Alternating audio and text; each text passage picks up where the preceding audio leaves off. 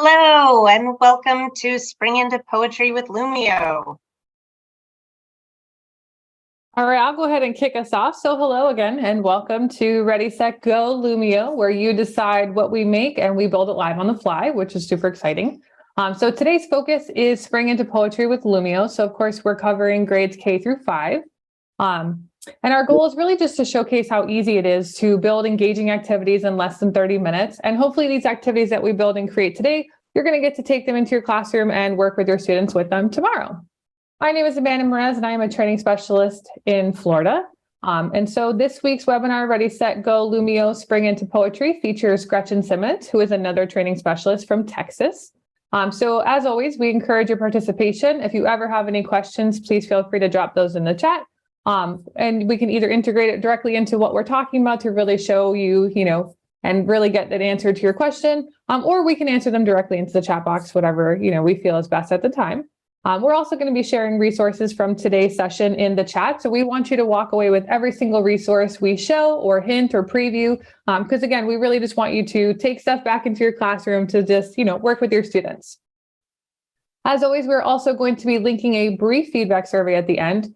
And we want to know what you think of today's session, and then that is going to generate your certificate for participating in today's session. So at this point, I am going to turn it over to my lovely co-host, Gretchen Simmons, so that we can dive in today's webinar, Spring into Poetry with Lumio. Thank you, Amanda. Okay, so there's no better time to bring in some fun new ways to teach poetry than in the springtime. And I love Lumio because you can use it to create new ways to learn types of poems and how to move through the poetry writing process. And we can also use Lumio to look deeper into different characteristics of poetry.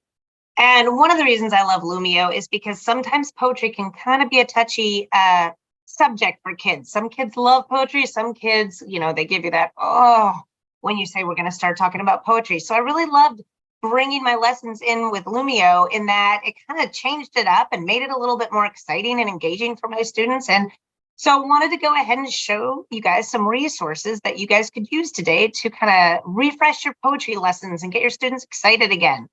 So remember, we're going to share both Lumio files at the end, but today we want you kind of to decide what you'd like to see. Would you rather focus on characteristics of poetry today, or would you like to look at types of poems and kind of getting your kiddos started on the writing poetry process? Did you want to just put the slide on the screen just so we can see it really? Here we go. Perfect. So, I'm moving a little faster than I'm thinking. So yeah, if you want to go ahead, if you could vote now and kind of let us know what you'd like to see. And one thing I really like is with my students getting to see poetry, lessons in Lumio, it really gets that moment of engagement going. And I love that I can get my students interactive. Wow, so far I've got one person. They want to see the characteristics of poetry. Anybody else?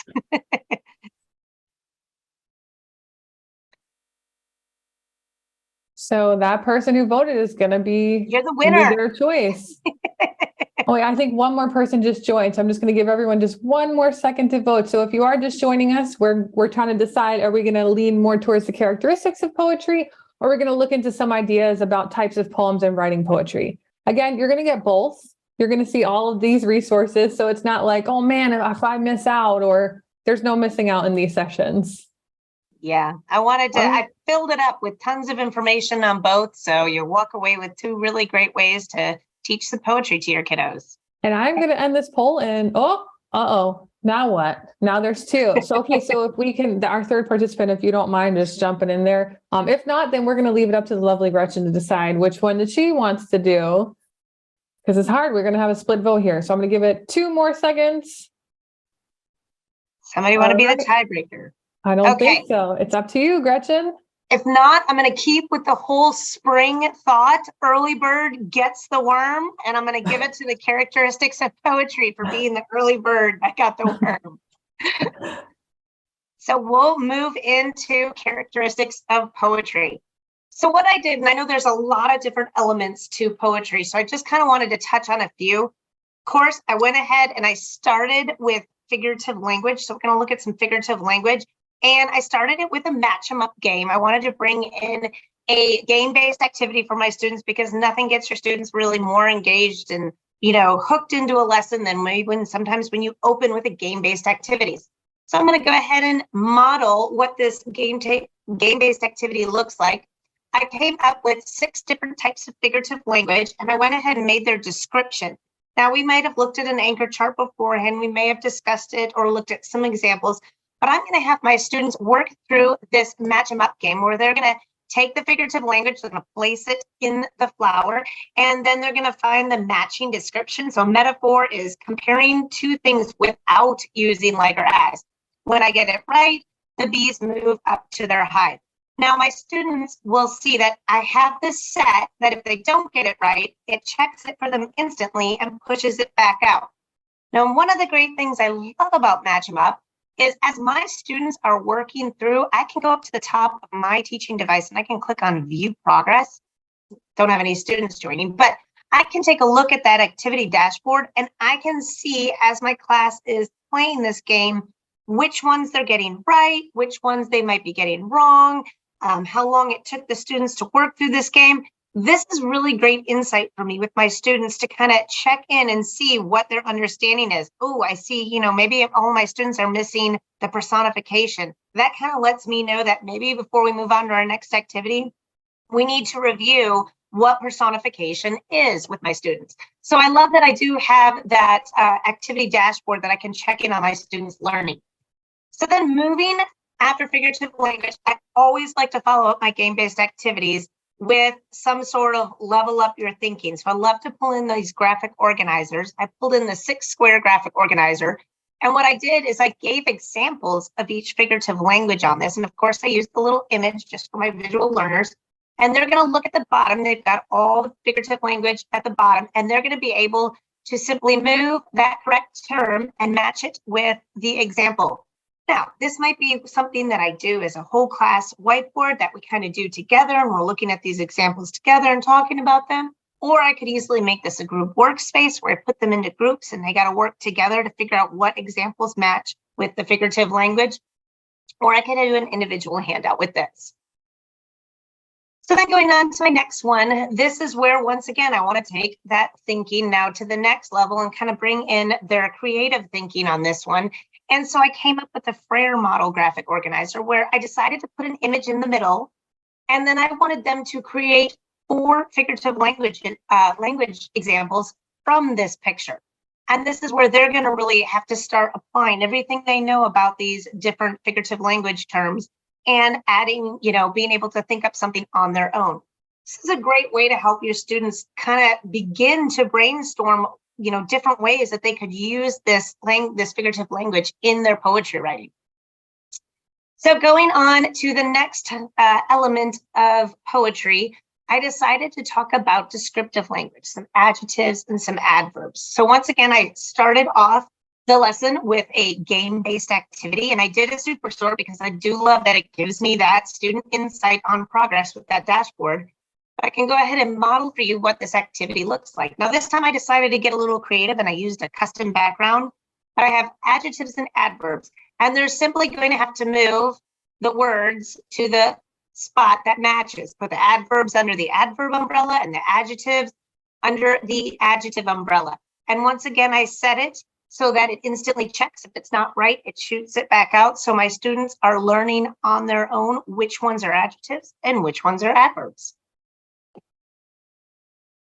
From there, once again, I take it to the next level and I bring in a graphic organizer. I brought in the 4-column table, and this is where I would probably have my students work in a group workspace where they're going to think up adverbs that fall under the when, that they describe the verb as to when it's happening. For instance, when were they playing? Where, could be where were they playing? How did they play? And how often? And they're going to come up and add words to this table according to the different column. Going into the next, now I want to talk about adjectives, and I want to see what my students know about creating adjectives on their own. So once again, I gave them a little description up in the top. This is actually a manipulative that I wanted to pull in. And so I was able to add my directions up at the top, and then these are letter tiles. that my students can look at, and they can create adjectives that might describe the picture. So they can bring in adjectives onto their letter tile board.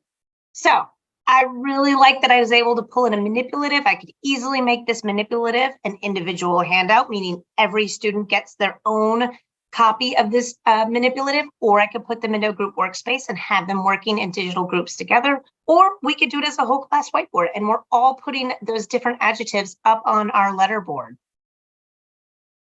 And then I decided to bring in one more type of element to poetry. I wanted to talk, oh, I'm sorry, back up. I have one more adjective, adverb, awesome idea that they could use. And this is kind of one of my favorite things. I love to take the graphic organizers that Lumio offers us, but I love to change it up a little bit. Sometimes I want to alter those graphic organizers. And I'll go ahead and show you guys when we touch on building. But I love to go into the graphic organizers, and you can go up to the top right corner on your graphic organizer. You can unlock it, and you can actually change the size of your graphic organizer, because I wanted room to add text to this. So I made that graphic organizer smaller so I could add text to this. And my students are going to brainstorm 6 different descriptive words that could work within this text. And they're going to fill in each box with a descriptive word, and then they're going to add it to the text. I don't know, I was channeling those Mad Lib vibes. If you remember Mad Libs when you were a kid, and we used to love to do those, I kind of wanted to make something similar for my students. And this is a really great way that they get to be creative, but they also kind of get, as you would almost say, sentence stems to kind of get that process going. Okay, so now we're ready to move on to my last element of poetry, and I wanted to talk about imagery. Now, once again, thought I'd bring in a game-based activity just as a way to get the students engaged and really hooked in the lesson. And I decided to do a fill in the blanks with just kind of describing and giving a definition of what imagery is. And so I set it on instantly check, so that if they put the word in the correct spot, it'll give them a check mark so they know it's right. But if they put the word in the wrong spot, it pops it back. So they can go through and they can really take ownership of their learning and work through the example, or I'm sorry, the definition of what imagery is and how it uses the 5 senses in their writing. So I really like using this fill in the blanks as kind of a way to introduce a new topic or some content to your students and have them kind of naturally learn it as they are working through it. Once we do that, and I have 2 different types of ways that they can brainstorm or think up imagery words. This I kind of would gear more towards my maybe K through 2nd grade kiddos. And I simply did a blank page and created a little flower in a flower pot, trying to go with my little spring theme here. And my students are going to use this picture and using their 5 senses. What do we think this barnyard might smell like? What do we think this barnyard, and this is a bit of a stretch, and sometimes you have to talk with your students on this one, tastes like? What sounds would you hear at the farm? What do you see at the farm? And what kind of touch would you have at the farm? What might be some soft things? What could be some hard or some rough things? And my students would be able to add words into their flower petals. Now, me being a 5th grade reading teacher, my 5th graders would probably think they were too cool for school on this. So I went ahead and I went into our graphic organizers and I pulled the story map graphic organizer, and I simply put the picture just over the little circle there. And I made the same 5 senses using imagery words to describe this picture, but it kind of has a little bit more mature feel for my older students that might not want to do the flower pot. Or maybe you don't want to spend the time creating those little flower petals in the flower pot. I got you. Use something that's already created, and you can do your graphic organizer. And so that kind of quickly, I know we went kind of fast, went through those different elements of poetry. I don't know, Amanda, what did you see that you would maybe want to use with your students?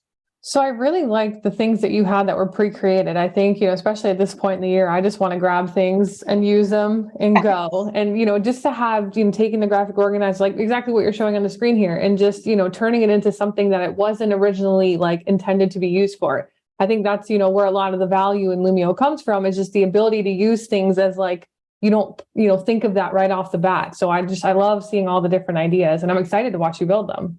Awesome. Okay, yeah, let's go ahead and try building. So if you're by your device and you want to go ahead and go into your Lumio dashboard, I'm just going to end that lesson and I'm going to get to my dashboard and I'm going to start creating. And I think I'm going to go back and I think I'm going to try working on those adjectives and adverbs. So I'm going to go up to new and I'm going to start by pulling that super sort. Let's build that super sort game. So I click on new and I get my little Lumio toolkit and I'm gonna go down to game-based activities. I'm gonna click on it and I'm gonna go down to super sort. I'm gonna click on my super sort and now I've got my two categories that I'm gonna put in. And this is great because this would work for all different types of parts of speech that you could do super sorts with. It's a really great way just to check in on your students' knowledge of different parts of speech. So I might add a couple of adjectives quickly. Especially those, parts of speech that the students often confuse with each other. I think that's a really good point to kind of show this is this category, this is this category. And the fact that, it's low stakes. They get to pull it. If it's not correct, it's just going to bounce back and they can try again. But then they're, making those connections and allowing them to be successful. Yeah. And I mean, what kid doesn't love a game to play? I like the game, so I don't. Right. Okay, so I'm just going to add a few words in here. You can always add more. One of the great things I love about these games is you can always go back in, you can edit, you can change it up, you can add more words, you can take some away. Once I've got some words in both categories, I'm going to click on next. Now, here's where I went and I chose custom and I chose a custom background and, the umbrellas. You can do that, or like Amanda was saying, we're in the spring, we're in the home stretch. Yeah. Man, I just want to get some out. I'm going to click on my garden because I can keep with my spring theme. And I've created my game-based activity in, I think, a minute and a half. I was able to type in those adjectives and adverbs and get my lesson started right away with this game-based activity. I can always go in and preview it. And the best part is I've got that edit activity up at the top where I can always go back and change it up.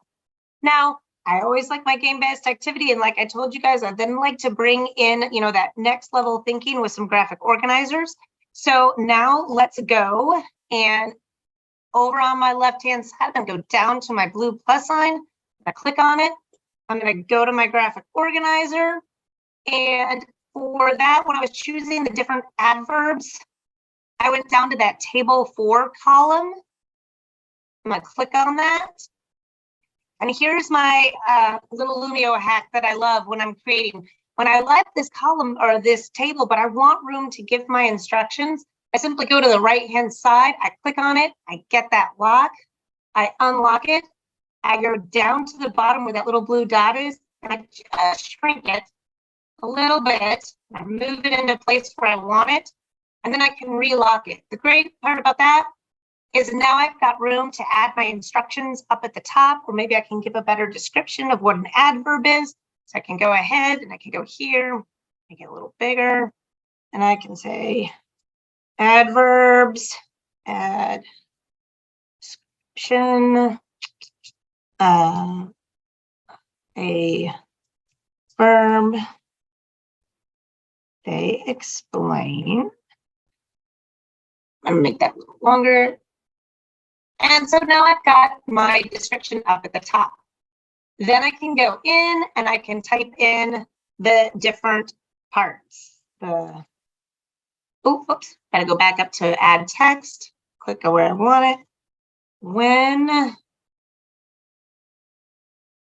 there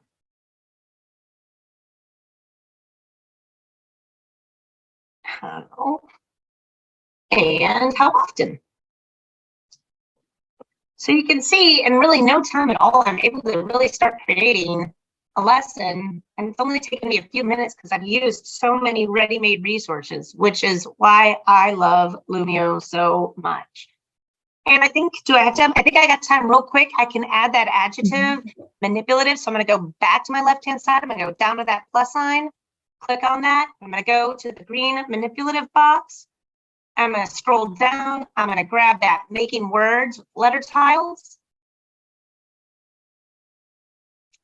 And then before I write in my description, I'm going to quick go look for a picture. So I'm going to click on this shapes and lines and images. I'm going to go down, click on pictures, and I'm going to do a safe search for child playing in the rain.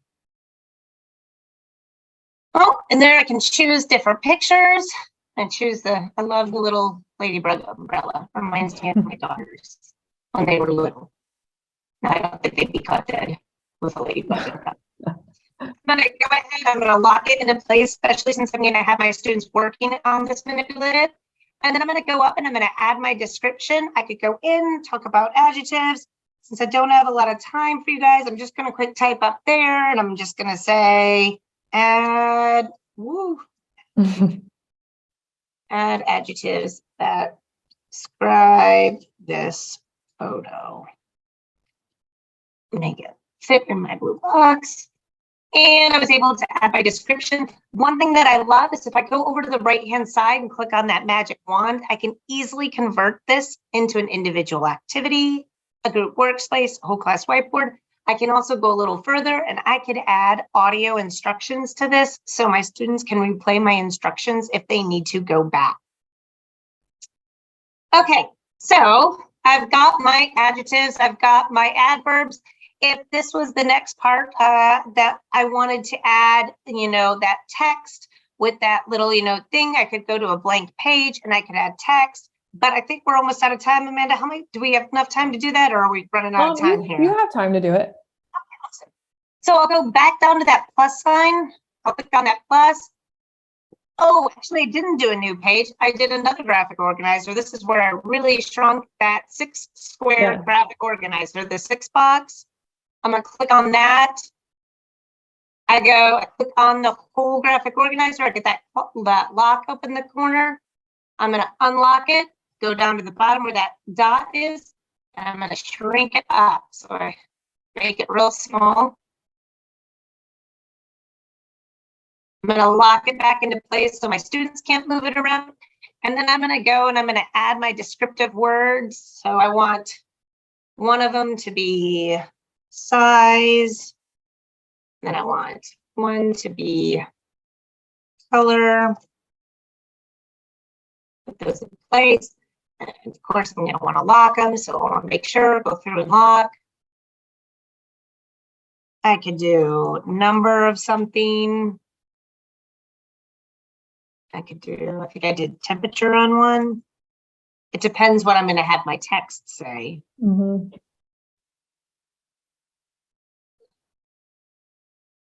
What's another one? Size, color. Do you have like texture on there? Oh, there you go, texture.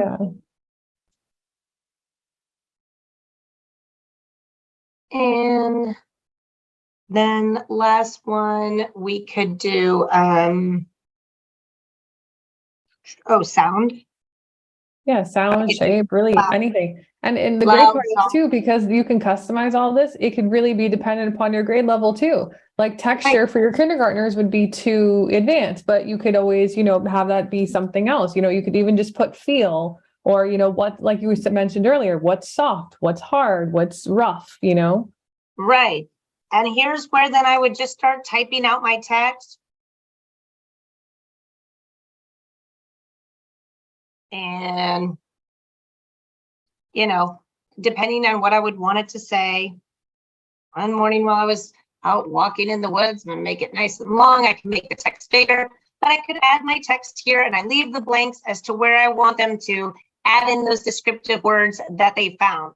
Once again, I can make this an individual handout, group workspace, whole class whiteboard. I could add audio instructions if I need to, and I can push it out to my students. So we just took about, I would say 8 minutes, and we created a whole great lesson on adjectives and adverbs in our Lumio lesson that I know the kids will be super engaged and excited to do. So I'm going to go back to our original presentation. And like Amanda said at the beginning, we're going to definitely be sharing both sets of resources for you guys because I filled it up with lots of resources. I encourage you guys to, keep playing in Lumio, try to go into those ready-made resources. Like Amanda said earlier, think about different ways. Don't just look at those graphic organizers and what they're like the description of them are. Think how you could really use those in your lessons and kind of alter them to make them work for you. Look at those game-based activities. How can you get your students hooked at the beginning of a lesson with a game-based activity? Or how could you use it to review content that you know that they've learned about? And then let us know on social media at Go Lumio. Let us know the cool lessons that you've been creative. As always, we want to share with you guys, we always have Lumio resources that are available to you guys. We've got a great YouTube channel. We encourage you to join our ambassador community. You don't have to be an expert. You just have to love Lumio. You can join and get tips and tricks and meet other educators. And as always, you can join more webinars and get to see the different things that we are creating in Lumio. So if you have any questions, please let Amanda and I know. It was wonderful getting to do. We have that survey link for you guys. And at the end of the survey, we'll paste the link into your browser to get that PD certificate that you guys might need. And the last thing too that I posted in here just underneath the survey link is I linked out to today's activities. Just make sure that you save a copy to your own Lumio library and you're ready to go and implement them in your classroom. Anything that you like, remember it's so easy to edit and customize things. So if you like the idea, but maybe the concepts might be a little bit too high, feel free to edit it, change it, really have it meet your needs. And we thank you guys so much for joining our series, Ready, Set, Go Lumio. Again, we're going to hang out for just a couple more minutes just to see, let you guys grab all those links. But if you don't have any additional questions, we've reached the end of our webinar. And again, thank you so much for your attendance. Yes, thanks, guys.